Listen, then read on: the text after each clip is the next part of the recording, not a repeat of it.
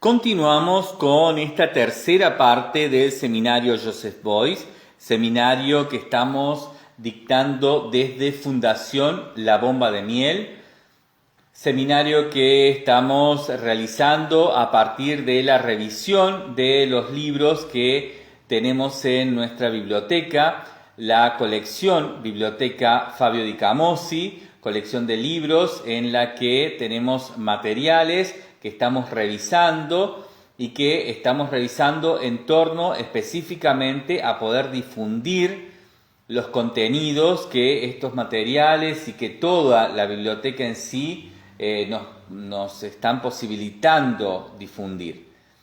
Estos materiales tienen distintas características, hay distintos tipos de acciones que vamos a realizar con ellos, específicamente con estos libros, y entre eso están estos seminarios. El primero de ellos, que hemos comenzado y que vamos ya en la tercera parte, que es el seminario acerca de Joseph Beuys, acerca de su vida, de su arte, de su obra, de su obrar, del arte que produjo en realidad, y que estamos realizando en torno a este bloque de libros entonces que tenemos escritos acerca de Joseph Beuys y los libros que tenemos escritos por el propio Joseph Beuys. Hemos estado trabajando en la primera parte de este seminario, analizando e introduciendo a la vida, al obrar, a la obra, a las formulaciones de artista, a todo tipo de problemáticas que manifiesta Beuys y a sus negociaciones con los sistemas de arte en torno a sus formulaciones como artista. Lo hicimos esa introducción la hicimos a partir de leer y analizar profundamente el texto de Heiner Stackelhaus, Joseph Beuys, que es un texto biográfico que se publica un año después de la muerte de Beuys y que tiene Heiner Stackelhaus cuenta con la autorización de Beuys y cuenta incluso con su compañía, con su apoyo y con su colaboración constante en la investigación y la escritura de este texto, incluso también en el diseño y la producción de edición de este texto para su publicación. Luego estuvimos haciendo también un análisis profundo de un texto crítico escrito por el crítico de arte y también, un personaje muy importante de la cultura francesa, que es Bernard Lamarche-Badel, un texto escrito 2 años antes, aparecido, mejor dicho, para decirlo correctamente, un texto que aparece como libro, escrito durante los últimos años de la vida de Beuys y que aparece 2 años antes de la muerte de Beuys, aparece en el año 1984, un texto crítico que analiza algunas cuestiones ya puntuales que pudimos ver en la biografía, en la primera parte del seminario, y que luego pudimos entonces adentrarnos en la segunda parte sobre algunas de las cuestiones que había trabajado Heiner Stackelhaus y que Bernard Lamarche-Badel ha desarrollado con mayor precisión. En esta tercera parte de este seminario estamos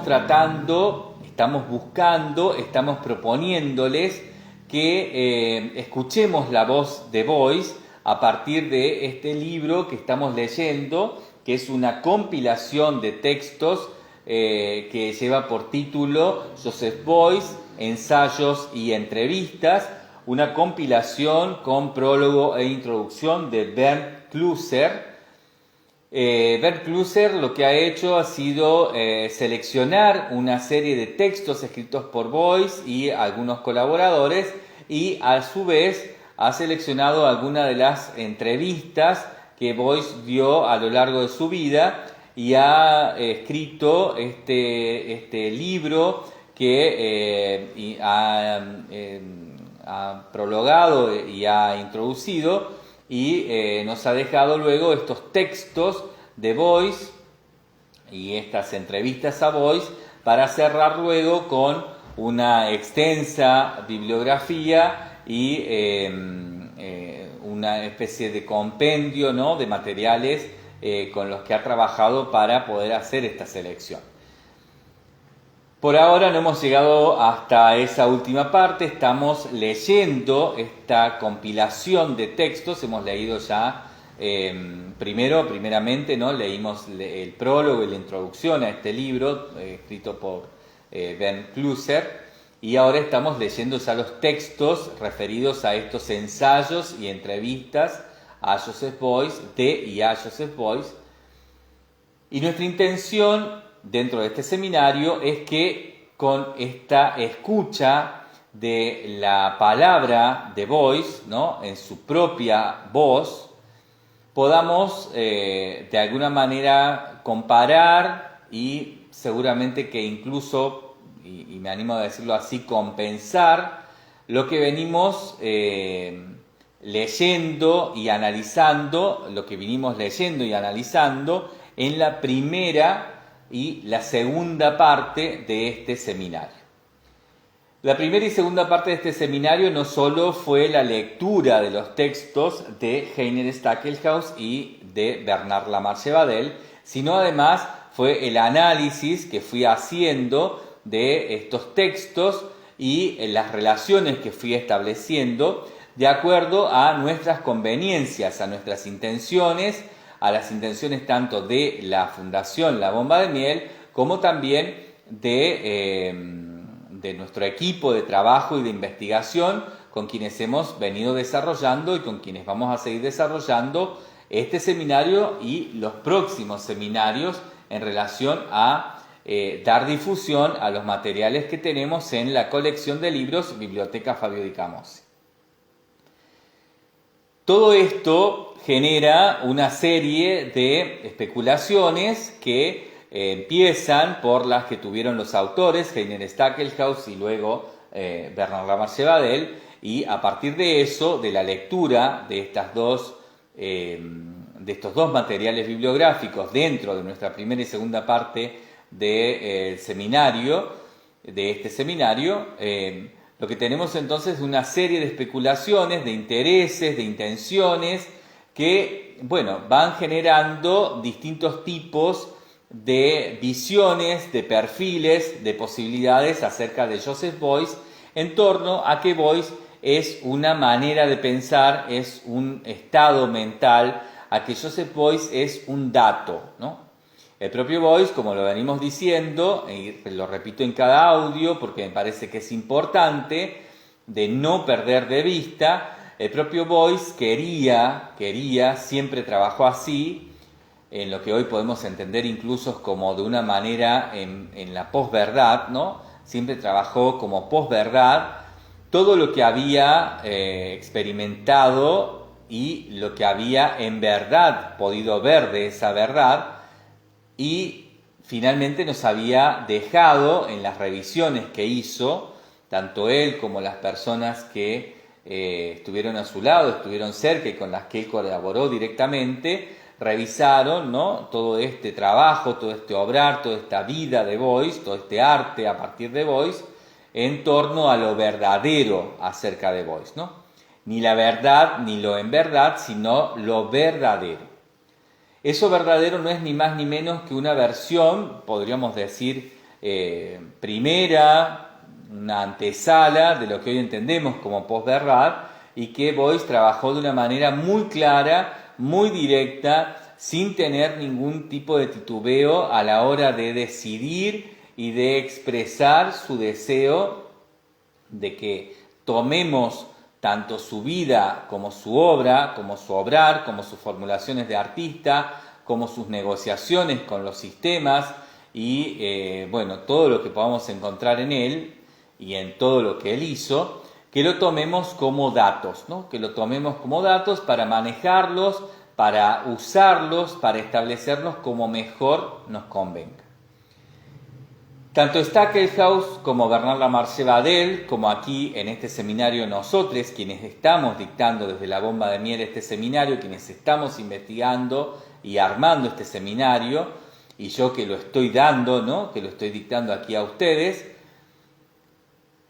tenemos nuestros intereses, tenemos nuestras búsquedas en torno a un voice que hemos tomado como datos y de diferentes maneras.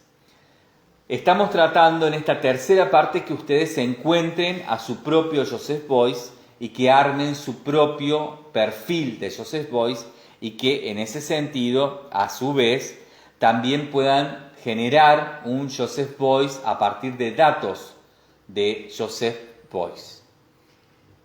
Para ello entonces estamos haciendo una lectura sin comentar, estamos haciendo una lectura poco comentada, si bien en algunos casos agrego algunas cosas, pero mínimamente. Estamos tratando de leer los textos lo más puros posibles en esta traducción, ¿no? Es una traducción de Miguel Salmerón. Este libro fue publicado por la editorial Síntesis en Madrid en el 2007. Y estamos, leyendo estos textos con esta intención, con la intención de escuchar la voz de Beuys y poder, a partir de escucharlo a él en primera persona, comparar, compensar, completar, expandir, etcétera, lo que venimos trabajando en el primera y segunda parte de este seminario.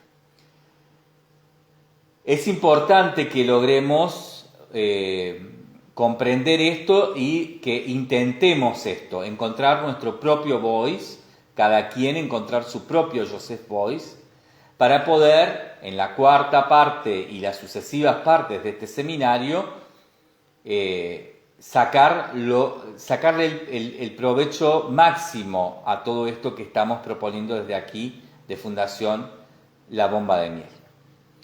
Vamos a continuar entonces, ahora con el texto número 7, que como les comentaba, y sobre todo terminaba así el audio anterior, les comentaba que lleva por título Llamamiento a la Alternativa.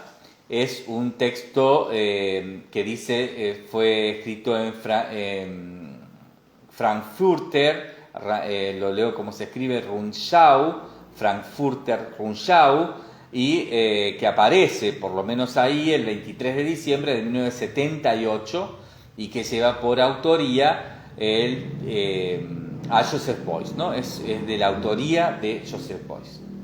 Vamos entonces a leerlo directamente, vamos a ver qué nos cuenta en este llamamiento a la alternativa que nos propone Joseph Beuys. Dice: este llamamiento está dirigido a todos los seres humanos del área de cultura y civilización europeas. La ruptura que permita acceder a un nuevo futuro social puede conseguirse cuando en las diversas zonas de Europa surja un movimiento que por su fuerza innovadora rompa los muros entre este y oeste y aniquile el abismo entre norte y sur. El comienzo tendría lugar cuando los habitantes de Europa Central se decidieran a actuar bajo la dirección trazada por este llamamiento. Que hoy, en Europa Central, comenzáramos a avanzar por la vía de la convivencia y la cooperación establecida por las demandas de nuestro tiempo, tendría una gran repercusión en los demás lugares del mundo. Antes de la cuestión ¿qué debemos hacer?, se debe plantear la cuestión ¿cómo debemos pensar? Y a esto hay que hacerlo para evitar que siga proliferando la palabrería empleada por los programas de todos los partidos políticos cuando se refieren a los grandes ideales de la humanidad, lo cual es la expresión de su flagrante contradicción a la práctica vital de nuestra realidad económica, política y cultural. Se quiere prevenir contra cualquier cambio irreflexivo. Comencemos pensando. Preguntémonos por las razones que han permitido la marcha que ha tenido todo hasta ahora. Busquemos las ideas que nos permitan cambiar el rumbo. Pongámonos a prueba y pongamos a prueba los conceptos conforme a los cuales hemos instituido los sistemas del este y del oeste. Dilucidemos si esos conceptos han fomentado nuestro organismo social y sus relaciones de intercambio con las disposiciones naturales y han llevado a la salud de nuestro ser o, por el contrario, han hecho enfermar al ser humano, han abierto sus heridas, le han traído la desgracia y han puesto en entredicho su supervivencia.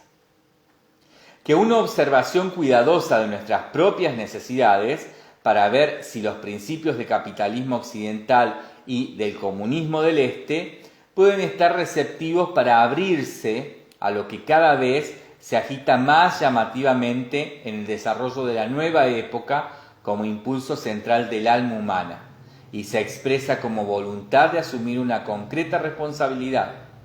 Y esto significa no volver a estar atado, como ser humano, a una situación de mandato y sumisión, poder y privilegio. A lo largo de varios años me he planteado pacientemente esta pregunta.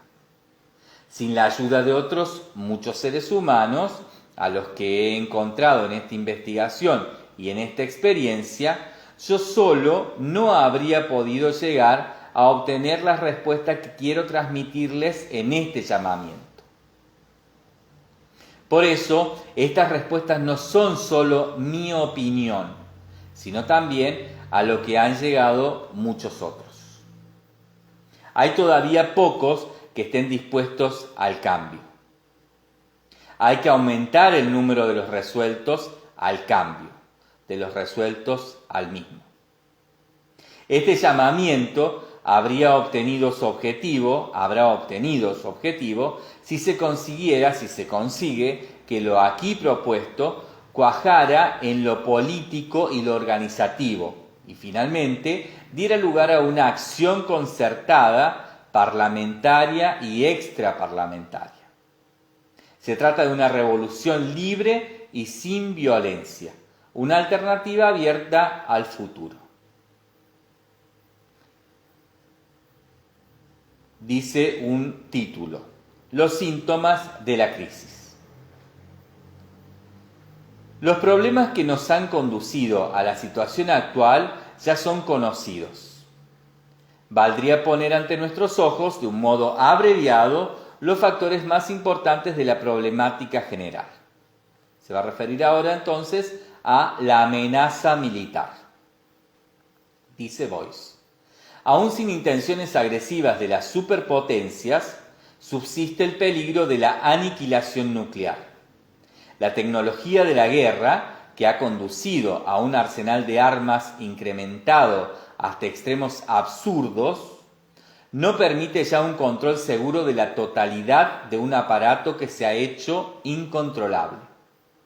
A pesar del potencial acumulado que permitiría destruir cientos de veces la Tierra, tras las bambalinas de las llamadas negociaciones para el desarme, se encuentra la carrera armamentística que se va haciendo cada vez más competitiva, año tras año. Consecuencia de esta locura colectiva es un gigantesco despilfarro de energía y materias primas, así como un descomunal desaprovechamiento de las capacidades creativas de millones de seres humanos. Ahora nos va a hablar, y lleva así por título, la crisis ecológica. Dice al respecto: nuestra relación con la naturaleza se caracteriza por estar cada vez más distorsionada. La constante destrucción de nuestro nido ecológico es una amenaza. Hemos emprendido el mejor camino para aniquilar esta base, pues estamos practicando un sistema económico que se fundamenta en la explotación indiscriminada de este sistema natural. Se ha de decir muy claramente que el sistema económico del capitalismo de la propiedad privada del oeste y el capitalismo de Estado del este no son esencialmente distintos en este punto. La destrucción se lleva a cabo a escala mundial. De las minas a los vertederos va la calle de dirección única de nuestra civilización industrial moderna, a cuyo crecimiento expansivo se sacrifican cada vez más líneas y ciclos vitales del sistema ecológico. Nos va a hablar ahora de la crisis económica.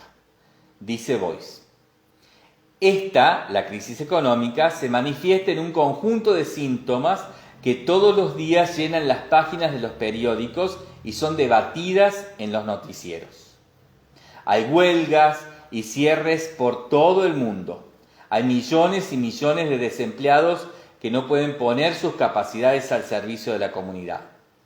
Por eso, para no sacrificar la vaca sagrada de las leyes del mercado, se destruyen sin pestañear grandes cantidades de valiosos medios alimenticios procedentes de una superproducción subvencionada, mientras que en otros lugares del mundo mueren miles de personas de hambre al día. No se trata, pues, de producir para las necesidades del consumidor, sino para un astuto despilfarro de los bienes.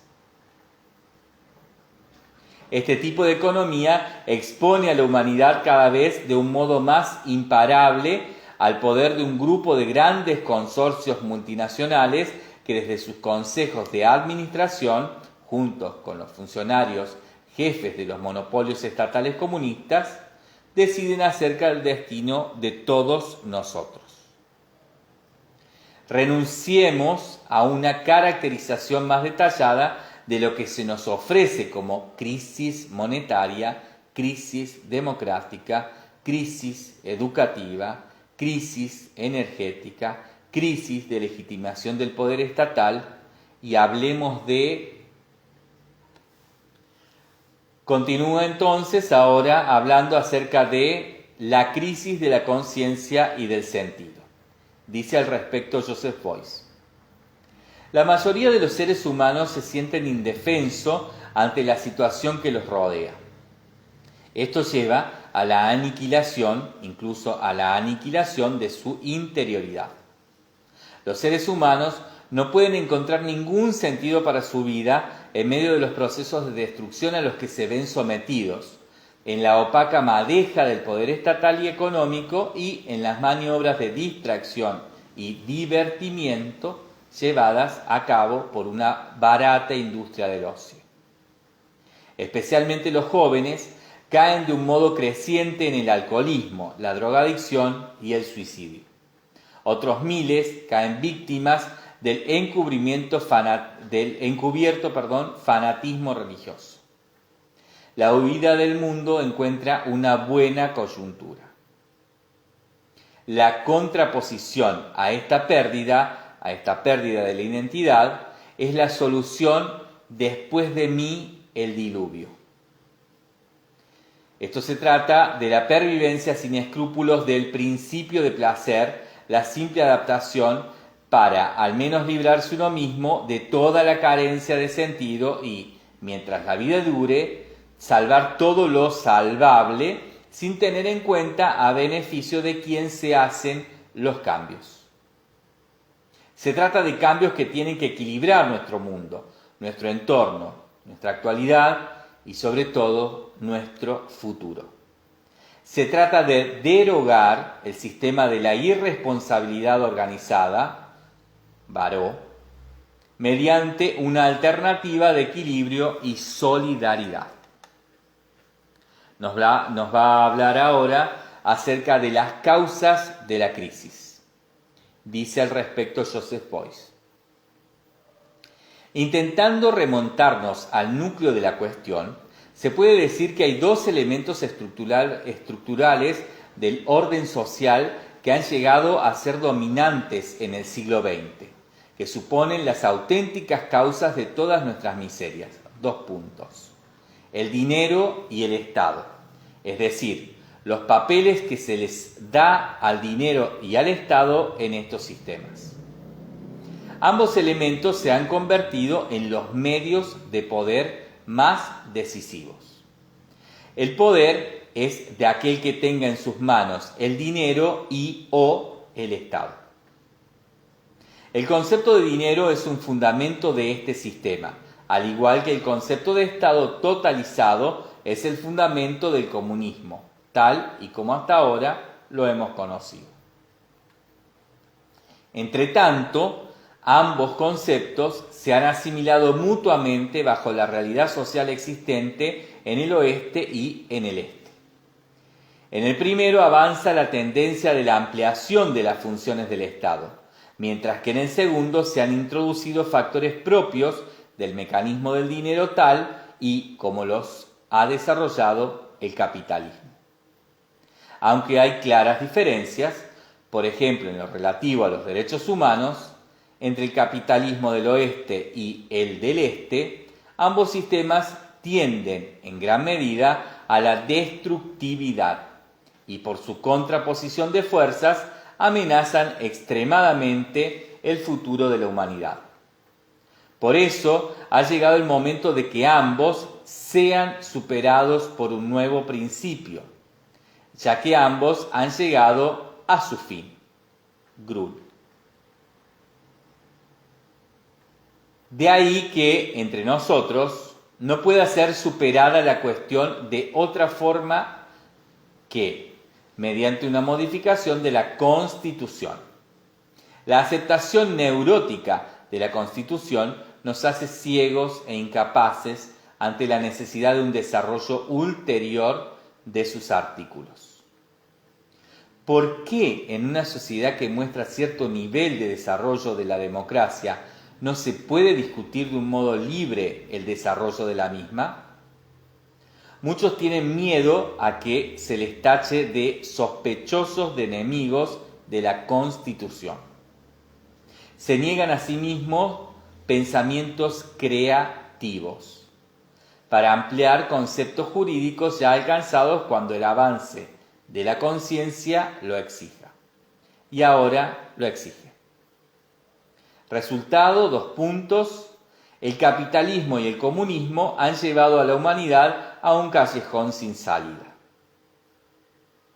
Aunque esto sea tan indiscutible y la conciencia de ello esté tan difundida, sería de muy poca ayuda que no hubiera modelos racionales de solución ya elaborados, es decir, perspectivas libres, democráticas y solidarias de cara a los semejantes y a la naturaleza, perspectivas de amplias miras y responsables con el futuro.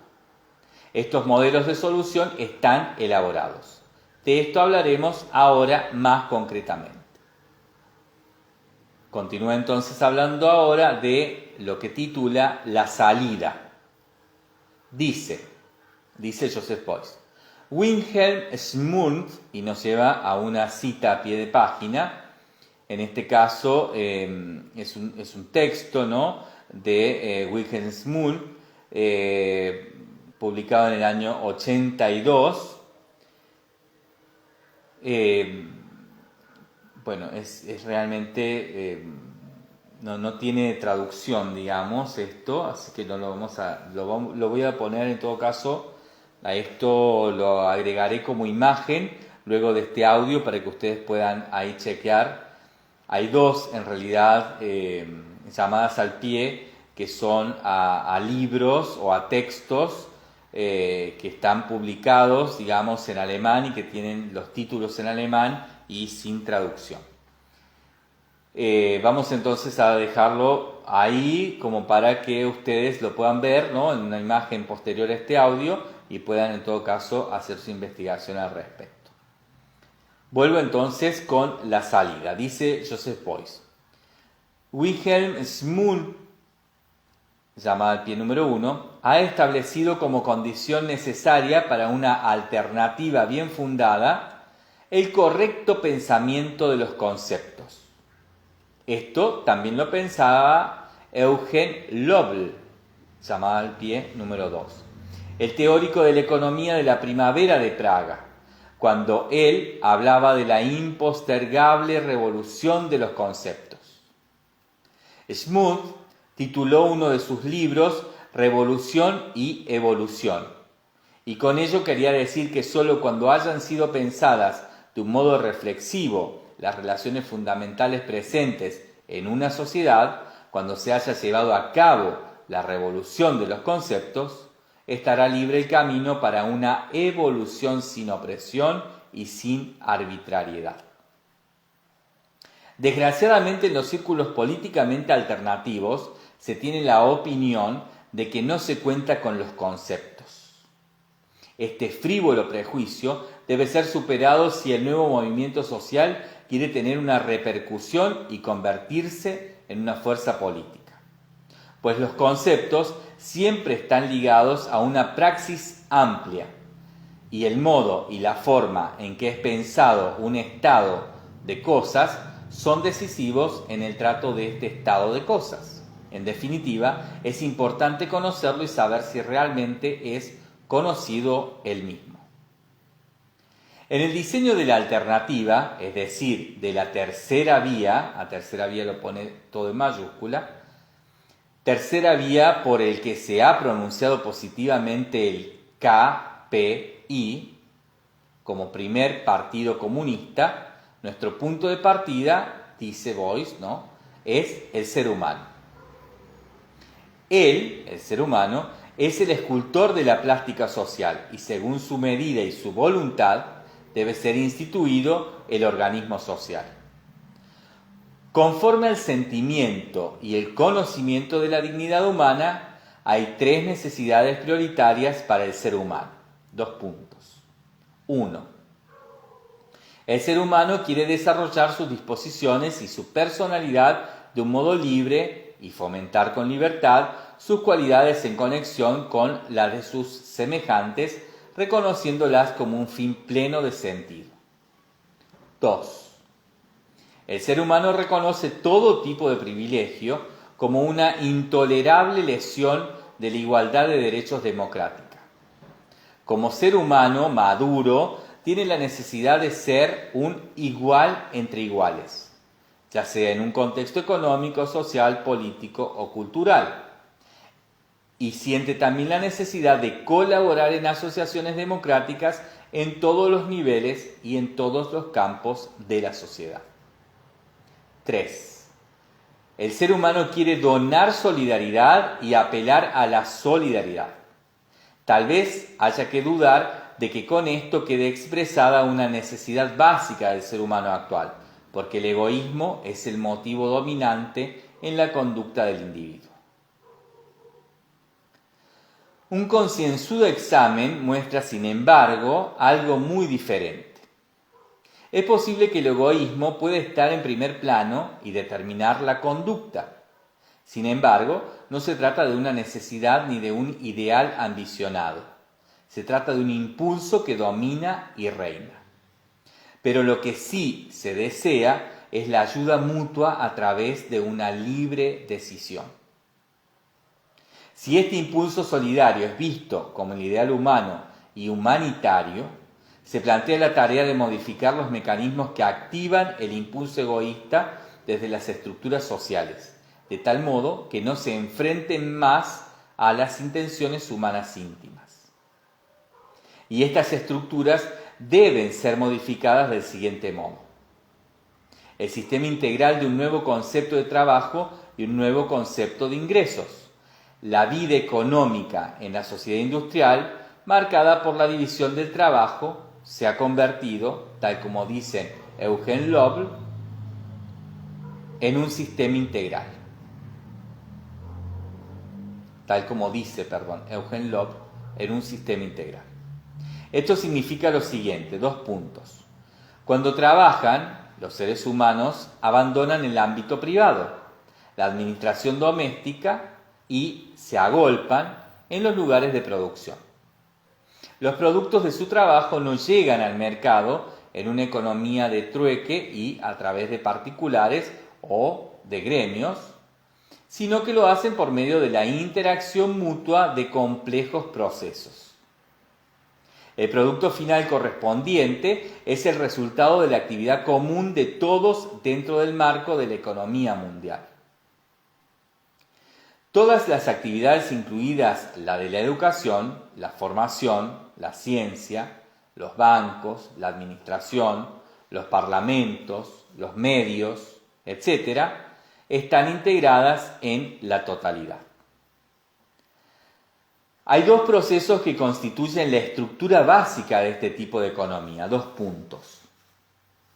La corriente de los valores profesionales, que llega al trabajo, y la de los valores de consumo espiritual o físico. Los medios de producción técnicos deben ser considerados recursos altamente desarrollados. Todo trabajo realizado es principalmente un trabajo para otro. Esto significa que todo aquel que está activo en un puesto determinado hace una contribución a la fabricación de un valor que puede ser ulteriormente utilizado por sus semejantes. El trabajo de un ser humano ya no está en relación con su consumo.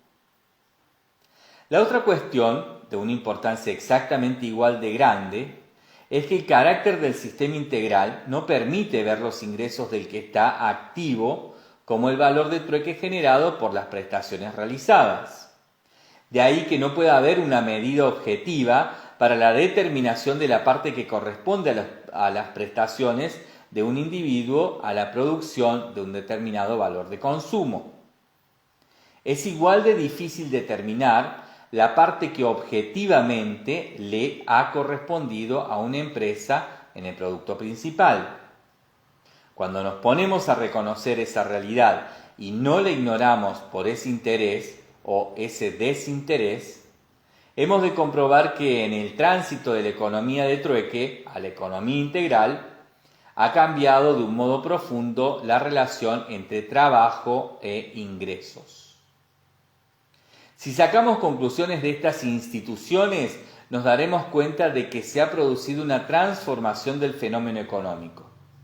Los ingresos que los seres humanos necesitan para el sostenimiento y el desarrollo de su vida no serían una magnitud derivada, sino un derecho originario que debería ser garantizado para que se cumpla la condición previa de cooperar con sus compañeros de trabajo de un modo responsable y comprometido.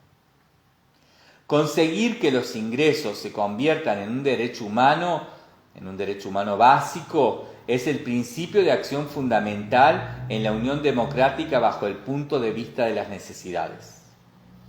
También la medida y el tipo del trabajo son cuestiones que deben ser tratadas y reguladas por la comunidad democrática en general y los colectivos de trabajadores, en especial según sus formas de administración.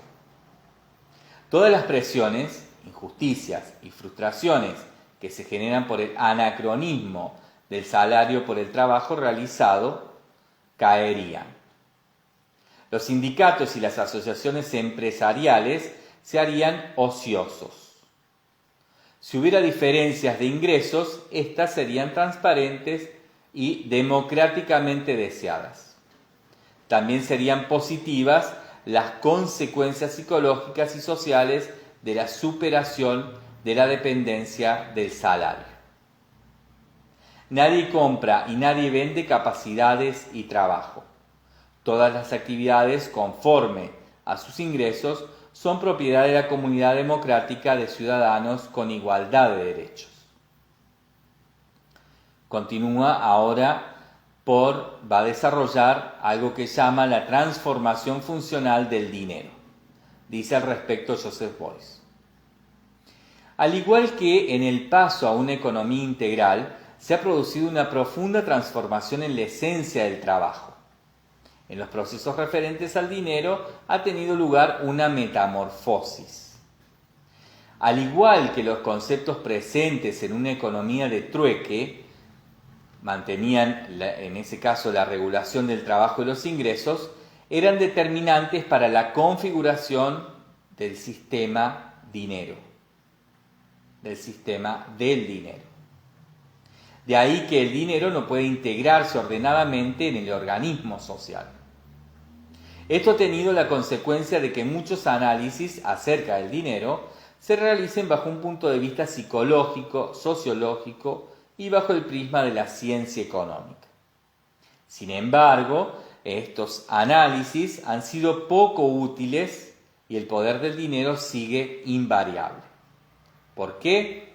porque no se ha modificado el concepto de dinero como hubiera sido deseable desde el punto de vista de la evolución de los acontecimientos. ¿A qué ha conducido la hasta ahora ignorada transformación funcional del dinero? La irrupción de los bancos centrales en la evolución moderna del dinero ha entrado violentamente en la economía. El dinero, que antes actuó como medio de cambio universal, ha salido del mundo de los valores económicos. La nueva forma de emisión y circulación de dinero desde la institución del Banco Central llevó a la creación de un sistema de circulación en el organismo social, a través del cual, de un modo comparable a un organismo de la biosfera, se pasa de uno menos desarrollado a otro de mayor complejidad evolutiva. Así, la totalidad social ha adoptado una forma más compleja. El dinero constituyó un nuevo sistema de funciones. Se convirtió en el regulador jurídico de todos los procesos creativos y de consumo. En el campo de la producción, las empresas necesitan dinero para la realización de sus tareas. Lo obtienen del sistema bancario en forma de créditos. El interés, unido hoy al concepto de crédito, procede de una comprensión esencialmente errónea de lo que es el dinero. En manos de las empresas, el dinero igual capital, capital de producción, es un documento jurídico. Obliga a las empresas a emplear las cualidades de sus colaboradores en el trabajo. Si el dinero, entendido como ingreso, pasa a formar parte de los derechos del individuo laboralmente activo, su significado se modifica. Como capital de consumo, da derecho al consumidor a la adquisición de valores de consumo. De ese modo, el dinero huye del ámbito de la producción y vuelve a cambiar una vez más su significado. Ahora se trata de dinero sin relación con un valor económico. Ahora se trata de dinero sin relación con un valor económico. Como tal, no faculta nada a las empresas a las que llega. Los créditos son amortizados y las cuentas de las empresas con las instituciones crediticias se equilibran. Como muchas empresas, por ejemplo las escuelas y las universidades, no exigen pago alguno por sus prestaciones. La compensación de las cuentas entre empresas que tienen superávit y las que tienen déficit ha de llevarse a cabo por medio de los bancos asociados. Este concepto de dinero, que es consecuencia de la evolución social alcanzada, tiene poderosas consecuencias. Soluciona el problema del poder, el cual ha surgido del dinero. Como no se quiere reconocer que la ordenación del dinero no es ya parte de la vida económica, sino que se ha convertido en un sistema funcional independiente en el ámbito del derecho, se ha podido mantener ilimitadamente la vieja concepción romana de la propiedad. También ha podido mantenerse la vigencia de las categorías de ganancia y pérdida. La apropiación ilimitada de aquello que depende de los lugares de producción sigue su curso. Sin ningún tipo de medida burocrática, estatal o acrobacia en la política fiscal, el reconocimiento de la transformación del concepto de dinero lleva a la superación tanto del concepto de propiedad como del de beneficio en el ámbito de la producción. ¿Y qué ocurre con los negocios bursátiles, la especulación del suelo, los intereses usurarios, la inflación? Desaparecerán al igual que el látigo del paro. El mundo de la bolsa pasa las noches en vela para que ni un solo engranaje deje de funcionar. ¿Qué pasaría con los accionistas, los especuladores, los grandes propietarios? ¿Serían capaces de sacrificar sus sagradas riquezas a la humanidad en aras de los nuevos tiempos? Ya veremos. En todo caso, cada cual encontrará su lugar en la vida social, a cuya totalidad el individuo podrá aplicar sus capacidades de un modo libre, productivo y pleno de sentido. En cuanto al consumo, la cuestión se plantea de modo que la producción sea orientada según las necesidades del usuario. Ningún interés de beneficio o de propiedad debe inhibir esta meta económica conforme a la naturaleza de las cosas. La fraternidad elemental realizada en este sistema integral podrá desarrollarse libremente. También la cuestión ecológica se verá a una nueva luz. La ecología económica será algo inevitable cuando una ciencia libre, una educación libre y una información libre investiguen y difundan las leyes de lo vivo y aclaren su significado para los seres humanos. Va a continuar desarrollando algo que ahora titula como la forma libre del organismo social, dice Joseph Beuys. ¿Sería posible delegar en el Estado la orientación de la evolución social si no estuviera en radical contraposición al impulso de libertad, a la exigencia de autodeterminación, responsabilidad y autogestión, descentralización? Por eso, la última pregunta importante que se puede formular de cara a la configuración de una alternativa y una tercera vía: ¿cómo podrá la sociedad liberada de opresiones encontrar el camino para satisfacer las necesidades humanas y las necesidades naturales? Esta pregunta solo puede ser contestada por la descripción de la forma libre del organismo social, lo que es en alemán Schmund.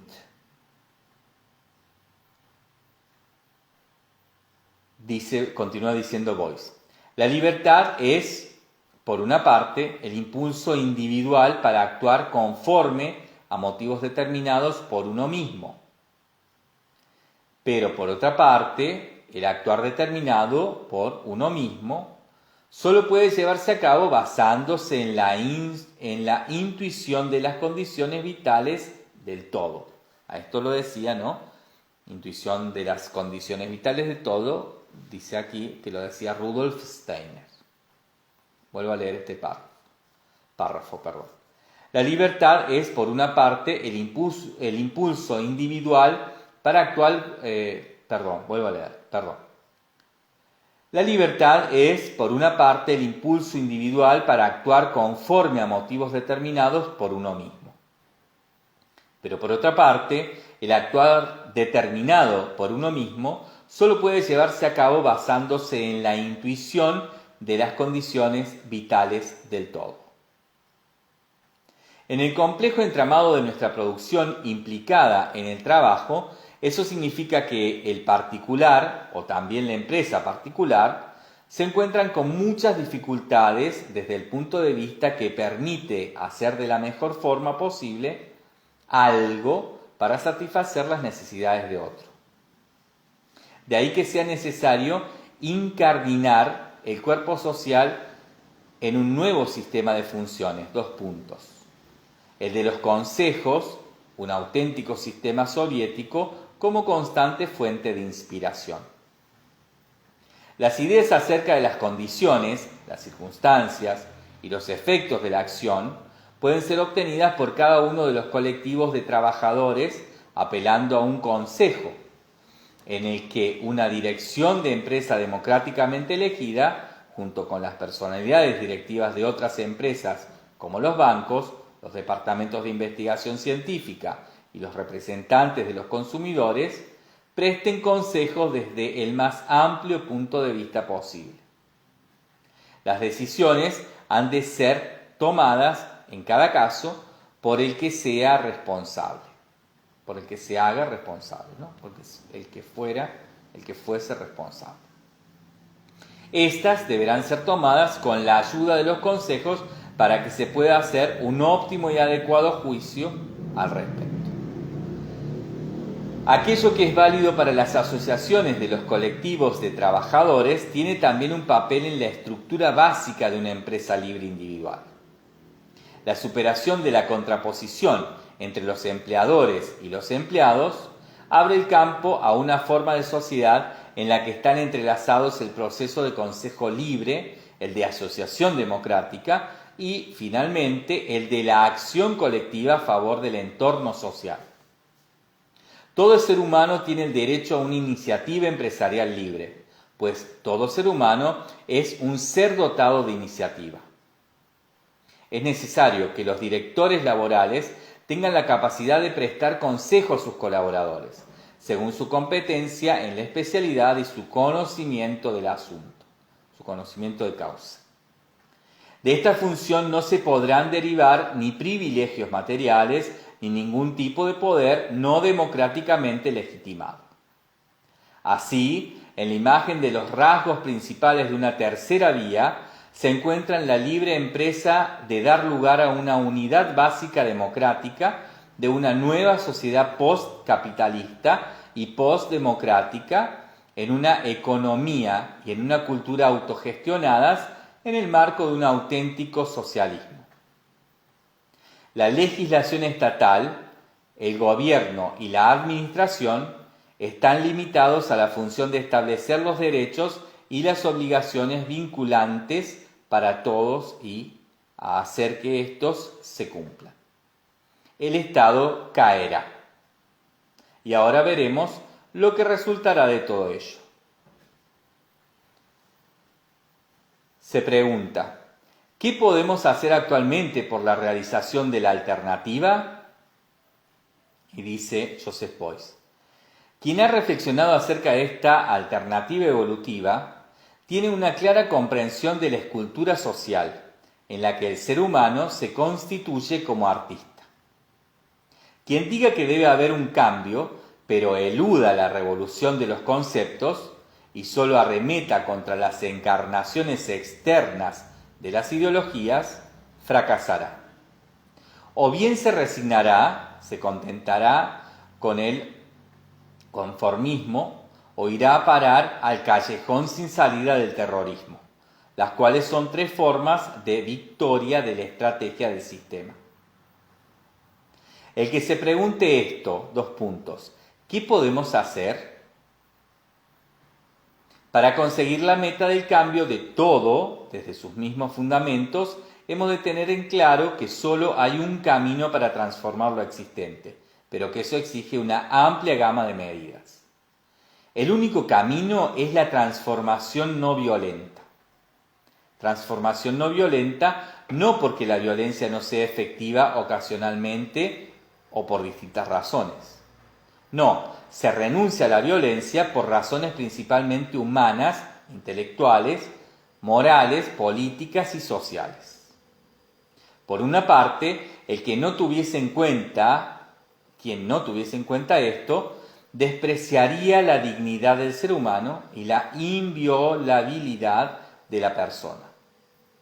Por otra parte, los sistemas que hay que transformar están basados en la violencia y todas sus formas imaginables también están basadas en la violencia.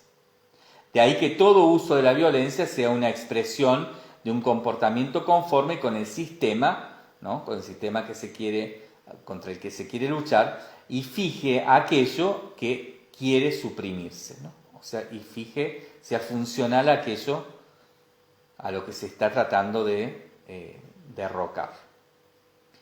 Este llamamiento, dice Beuys, quiere animar y estimular a que se emprenda el camino de la transformación no violenta. Aquellos que hasta ahora se mantuvieron pasivos, aunque se hallen llenos de malestar y descontento, hay que decirles sed activos, sean activos.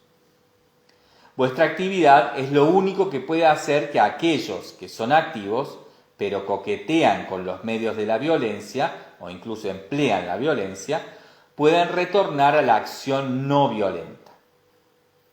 Aunque la indicada revolución de los conceptos sea el núcleo de los métodos aquí presentados para la modificación, no debe hallarse al comienzo de cada uno de los pasos que se den. También a ella es ajena toda aspiración al absoluto. aquel que tenga fuerza para pensar hasta sus últimas consecuencias las teorías del marxismo, del liberalismo y de la doctrina social cristiana, comprobará que éstas han llegado a los mismos resultados.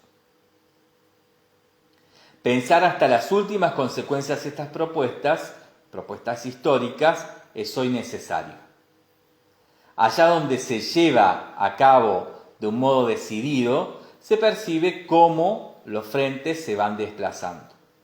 Por eso Barrot, después Karl Hermann Flasch y William Born están más cerca que su camarada Lambsdorff.